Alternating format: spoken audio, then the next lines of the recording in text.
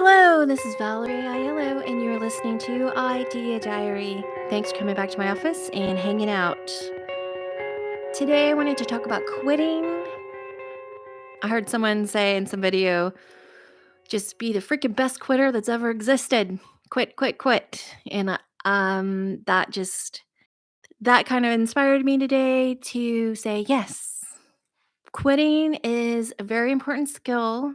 I think I used to call it backburnering stuff. I would, to have all my 10 things that I wanted to achieve, and I could tell something was not going well. So I'd like put that on the back burner and bring out something else that I wanted to do.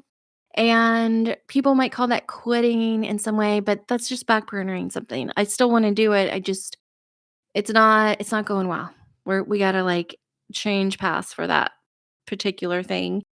Another thing is when you're trying something new and you get in over your head, for example, when you're trying something new and you might seem like it was the most fun thing that ever existed and you want to try that thing.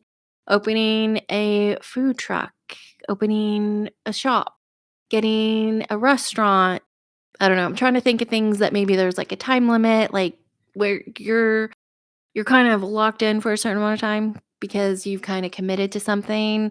When there's that situation, when there's a time commitment, you just got to like follow through until, the time's up and then you can move on and quit and try something different. Sometimes no one cares except for you because nobody knows you're on some like new journey and you hate it. Maybe you wanted to buy a horse and take care of horses every day and chickens and it just might not be for you once you like actually get into the thing.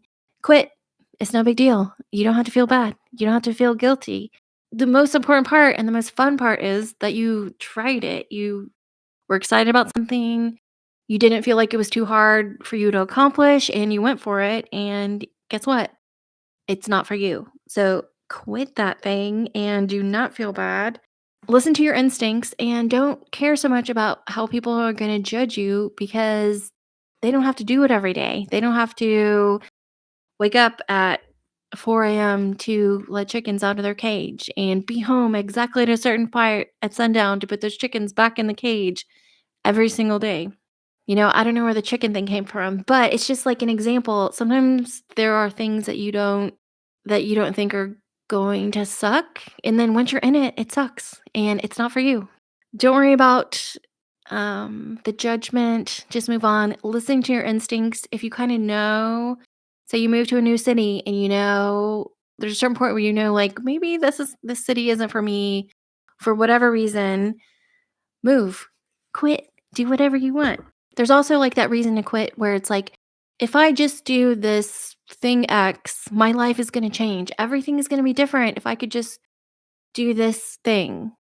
Then you do the thing, and then life is not different at all. I cannot tell you how many times that has happened to me. You get really excited about something, it comes out, you did it, it's all done, and life's the same.